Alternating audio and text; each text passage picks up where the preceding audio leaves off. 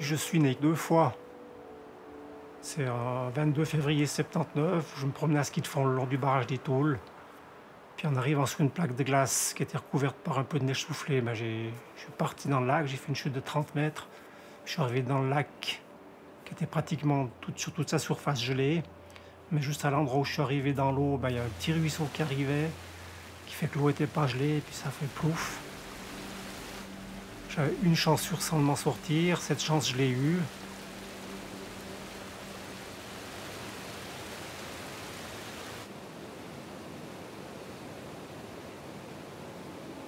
C'était quelques jours avant la naissance de mon premier fils. Donc ouais, c'était un petit peu comme une deuxième naissance, clairement.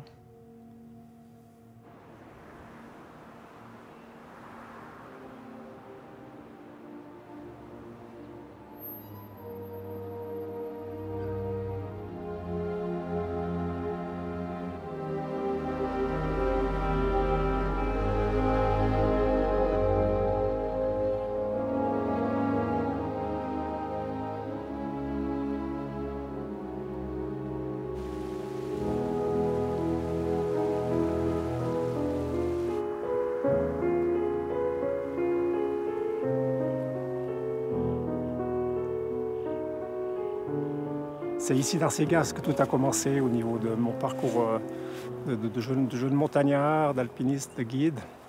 Dans le sens où on y est arrivé il y a plus de 60 ans avec mon père, ma famille. Petit gamin, on a commencé à vadrouiller dans ces pâturages, après progressivement à grimper sur des blocs.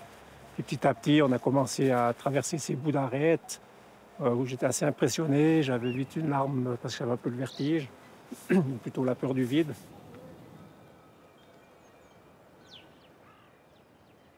Finalement, c'est devenu complètement naturel d'aller se balader en montagne. Ensuite, il y a eu la séparation de mes parents. Moi, j'étais dans différentes institutions, mais quand on avait des moments avec mon père, mon frère, souvent on partait en montagne. Tous les loisirs, c'était montagne.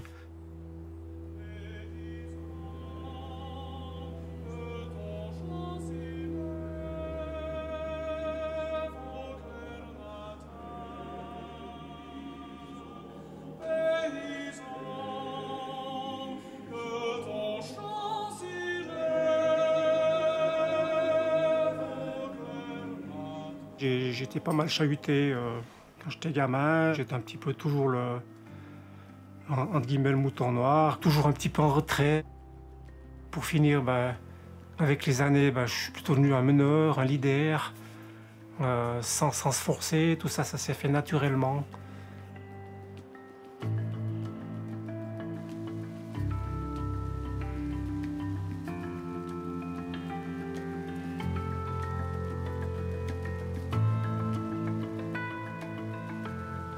Ça va faire 35 ans que je travaille comme guide. Si je fais un petit bilan, je me rends compte qu'il y a des milliers de courses avec des milliers de personnes. Les amitiés qu'on développe en montagne, je crois que c'est des amitiés qui sont vraies, qui sont sincères, parce qu'on partage, on est dans le même bouillon, on va dire, où il faut se battre, des fois il faut vraiment se bagarrer pour s'en sortir. Il faut que tout le monde tire à la même corde, etc. Et puis ça crée des liens. Donc cette amitié qui se développe dans ce contexte-là, elle sera vraiment solide.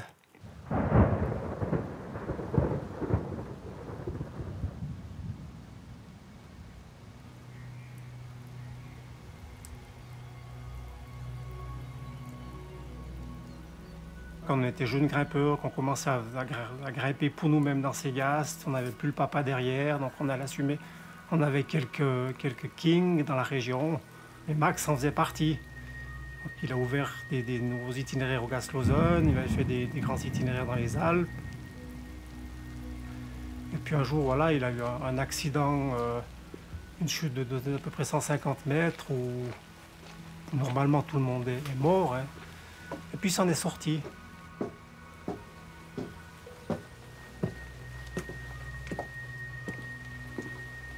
Ouais, j'ai toujours adoré ce personnage. Parce que pour moi, c'était vraiment clairement un meneur, quoi. Un gars qui tire les gars en avant, quoi.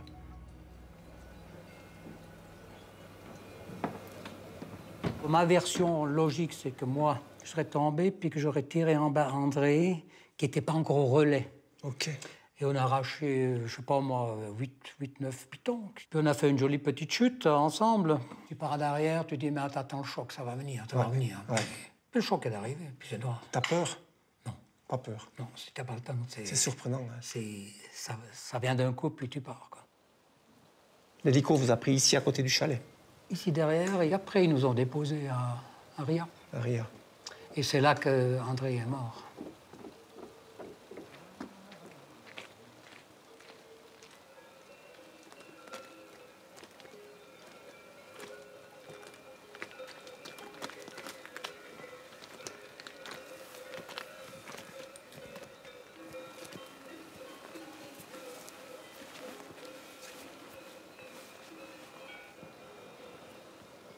Jacques, c'est un ami très fidèle.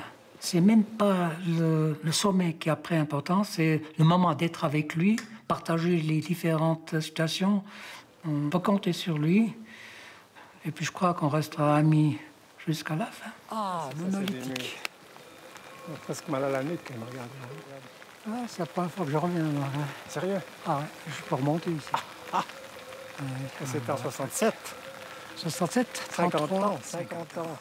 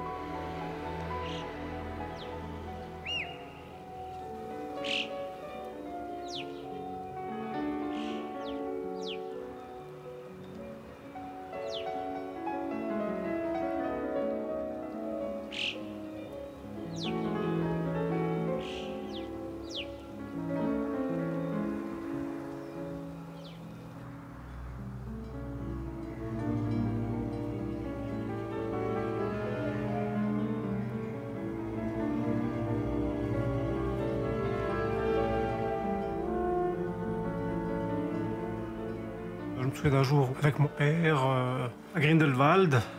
C'est un peu nuageux. On voyait la base de la face nord, une couche de nuages, et puis tout en dessus, on voyait sortir le sommet de cet aigre. Et j'ai eu cette vision qui m'a vraiment époustouflé. Je pense que dès ce jour-là, cet aigre, il m'a quelque part fasciné. Puis on dit, mais non, ça c'est de toute façon pas pour moi, c'est beaucoup trop difficile, c'est réservé à une certaine élite. Et puis c'est un peu sur un coup de tête qu'on est parti avec un copain sans trop réfléchir. Je crois que si on y réfléchit trop longtemps, on serait jamais parti là-bas dedans. C'était une période où j'étais en mauvais terme avec mon père, mais il a su qu'on était dans la face. Je pense qu'il avait quand même une certaine crainte qu'on soit là-bas dedans, mais un brin de fierté probablement. Aussi, il ne me l'a pas dit, mais avec le recul, je pense qu'il a quand même été fier qu'on ait réussi cette course.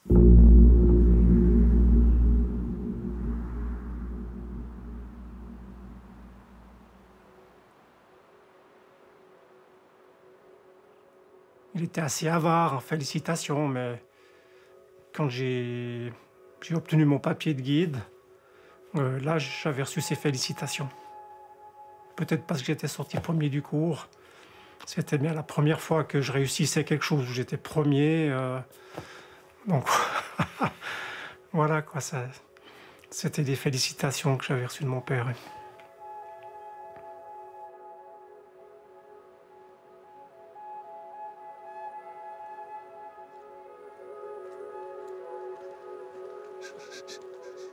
Se promener sous la face avec Rafi, avec Michel.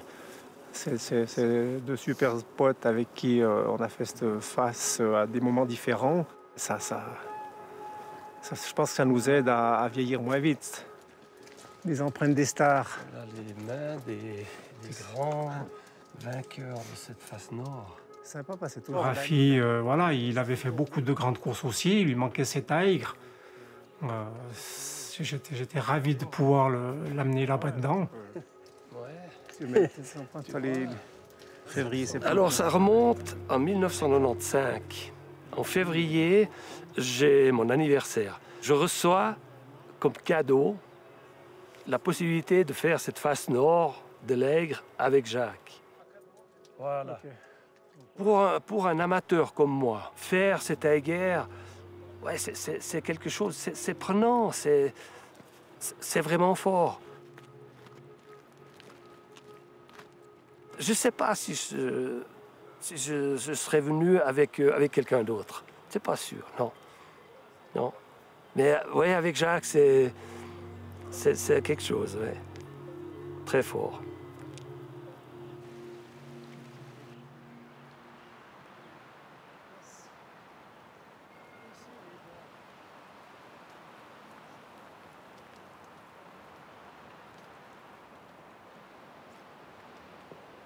Michel, c'est un copain qu'on s'est connu, j'étais encore pas guide. Lui, ça faisait 10 ans qu'il vivait ce métier. Et il avait l'air d'être bien là-dedans, que c'était tout à fait possible de gagner sa vie en étant guide.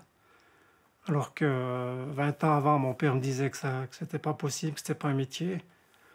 Donc finalement, je dis, mais pourquoi pas je tenterai ma chance, quoi. Là, Castelvia Ferrata, ton les échelles, là. Ah, le chant du cygne, ouais. C'était bon, quoi. Ouais, il y avait beaucoup moins de monde que Jacques, un beau copain, un collègue de travail, et pour moi maintenant, c'est un ami. Puis pour moi, un ami, c'est quelque chose de très fort, parce qu'on n'en a pas beaucoup. Je sais que si un jour, Jacques, pour moi c'est ça un ami, si un jour je suis un peu dans la M, et puis que, écoute Jacques, est-ce que tu pourrais me dépanner pour...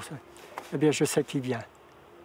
Et ça, c'est quelque chose. C'est comme si lui, il m'appelle, écoute, j'ai besoin de toi, comme ça, j'y vais. Et ça, c'est un ami.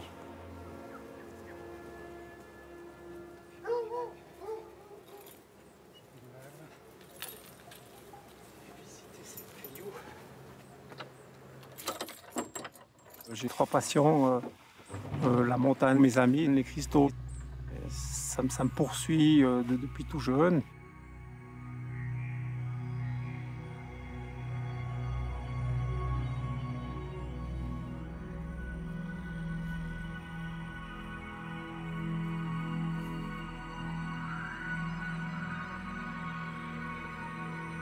Je focalise sur une belle pièce, c'est un souvenir qui fait surface. C'est avec tel copain, tel endroit. Ça s'est passé de cette façon.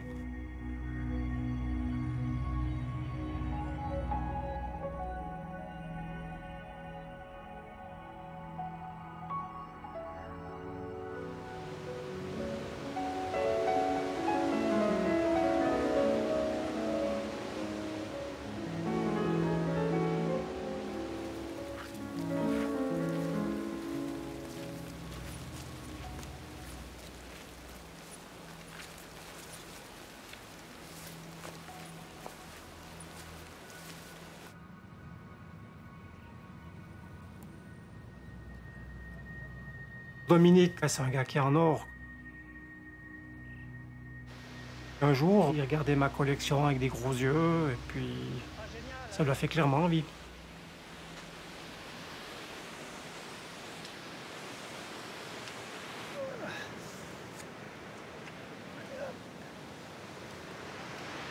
Ça fait maintenant plus de 13 ans qu'on va ensemble. On n'a jamais réussi à se disputer encore. Et ça, dans les cristalliers, c'est rare. C'est très rare. Parce que les cristaux, quand même, hein, parfois, ça a de la valeur.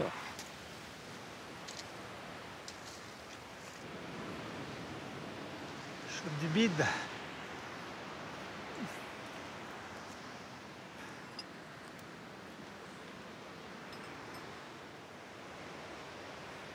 C'est toujours, quand on arrive sur un four à cristaux ou une fissure qui a des bons indices, c'est toujours un petit moment où on est un peu fébrile, parce que c'est là la grande question, qu'est-ce qu'il y a là-dedans, qu'est-ce qu'on va découvrir.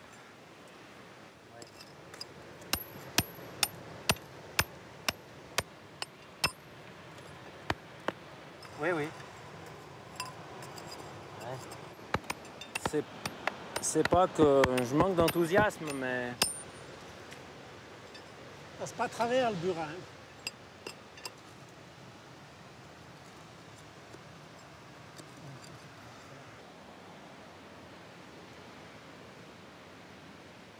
Mais on n'est pas complètement obsédé par la découverte. C'est pas une grosse déception si on rentre bredouille. Absolument pas. Bon. Ouh. T'es prêt? Ouais.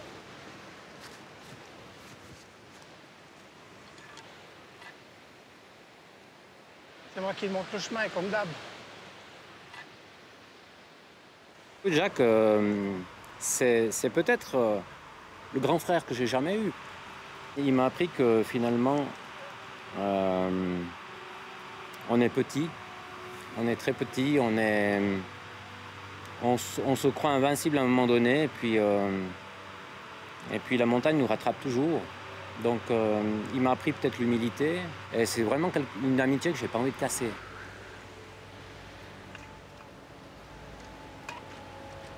C'est une joie d'être ensemble, c'est une joie de partager quelque chose de beau.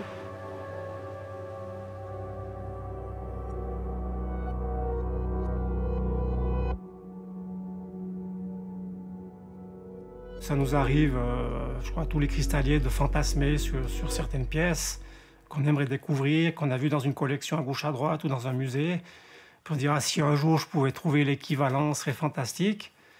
Alors des fois on arrive sur des pièces qu'on a rêvé trouver, et puis des fois la réalité dépasse nos fantasmes.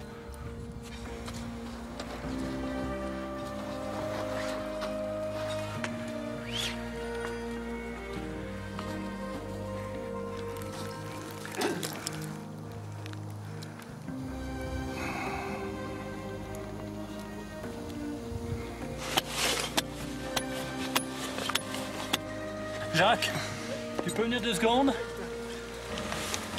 Attention, hop là! Le mien, bonjour. Oh là là là là! Bonjour, Qu'est-ce que c'est? C'est plus beau que ce que vous avez descendu l'autre jour. Hein. Ouais, c'est plus gros. Plus haut. Plus haut là au milieu.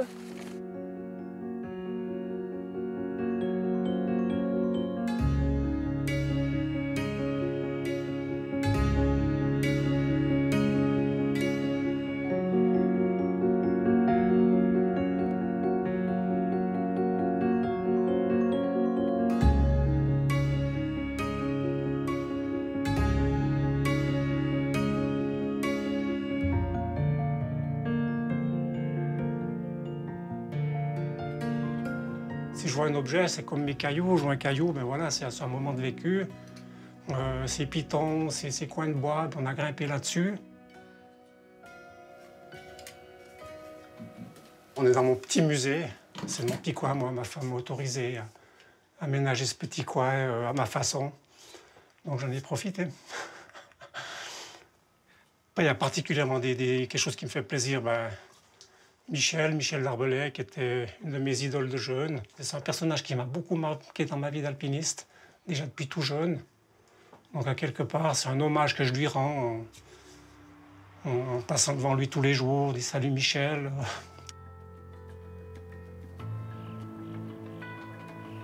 Michel, c'est un gars qui, comme petit jeune, j'avais 10 ans quand il a fait sa première en solitaire à l'Aigre. Qu'il ait fait cette face nord de l'Aigre tout seul. Pour moi, c'était un dieu, quoi.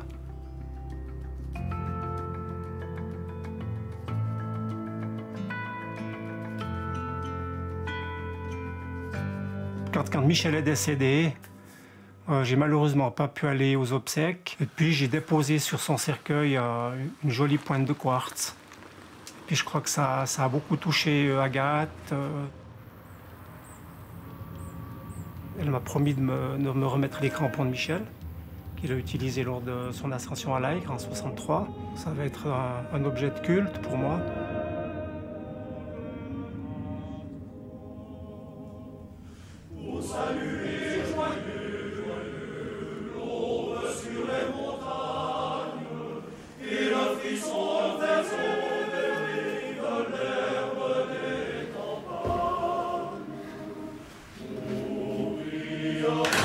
Agathe.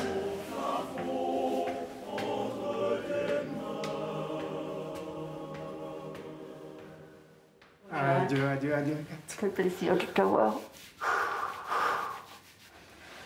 Assieds-toi. Merci, merci. Alors, je crois que il y a le cristaux aussi, Ouais, très ouais, peu. je les vois. Mais il est le tien. Plus près. Tu as vu? Oui, je le vois, oui. Alors écoute, je vais préparer. Tu sais, je sais que c'est vraiment les crampons de Liger. Je te remets ça. Écoute, je sais pas quoi te dire. Hein. Et puis, moi, j'aimerais t'offrir encore autre chose. En plus. Une surprise. Je te remets aussi son piolet. J'ai discuté avec mon fils Alain. Et Alain, il était... C'est trop. Et Alain, il était d'accord. Il a dit chez Jacques qu'il serait très bien ce piolet.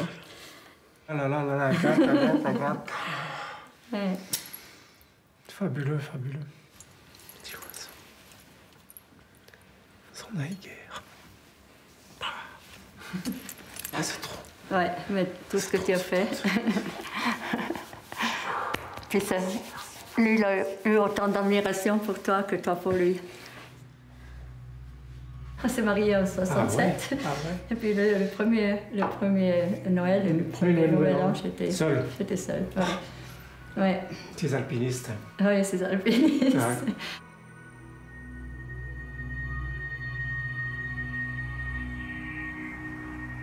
Être femme d'un guide qui est actif, on passe des semaines entières seul. Souvent, il avait des cours de guide dans l'Oberlampernois, même dans les Grisons. Il avait 24 heures de congé.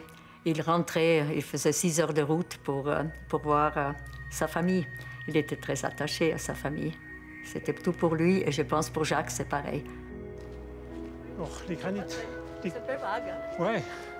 Les granites du Mont Blanc sont datés à 304 millions d'années. Ah oui? Ouais. Ouais, c'est sur le plan, ça. Oui. Je me suis marié la première fois en 78. Ensuite, il y a eu un divorce, un deuxième mariage. Dans un premier temps, j'ai été beaucoup absent. Il y a eu beaucoup de manques, probablement de ma part, que j'aurais pu apporter à mes fils. Ça m'a beaucoup culpabilisé. La famille, pour moi, ça a pris beaucoup d'importance. Tout le monde s'entend bien. J'ai maintenant mes 4 enfants qui vont bien, qui s'entendent bien. J'ai la chance d'avoir ma première épouse et ma deuxième épouse qui s'entendent bien. On fait de la montagne ensemble. J'ai mes 2 femmes à la corde. C'est un cadeau. C'est un cadeau, hein.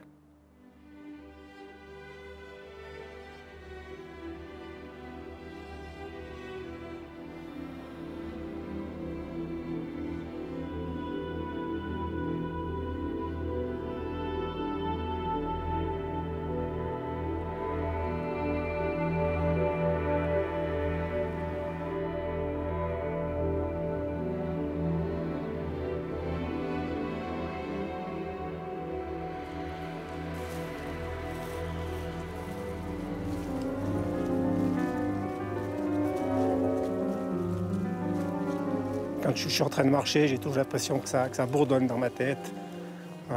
C'est plein de souvenirs qui refont surface.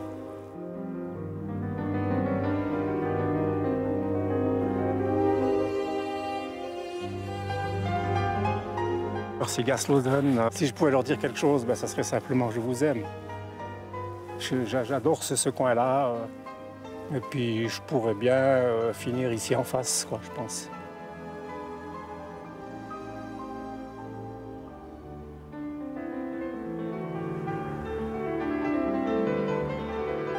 Le métier de guide, c'est quelque chose, mais il y a encore des millions d'autres choses à voir. Je pense qu'il faut qu'ils profitent encore de ça.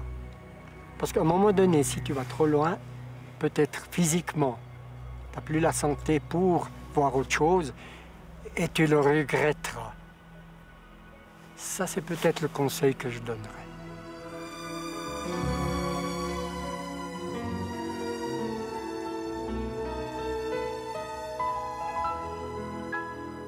La montagne, je pense que c'est la beauté, l'esthétisme. C'est les vibrations qu'elle procure en nous. Et puis le partage. Parce que la montagne, on y va rarement seul. Ouais, pour moi, ça se résume à ça, je pense. Ce sera difficile de s'en passer. J'appréhende un peu le jour où il faudra lever le pied. Il faudra... Et voilà, maintenant, c'est plus pour moi. Il faut se préparer à ça, c'est sûr. Mais ça vient gentiment.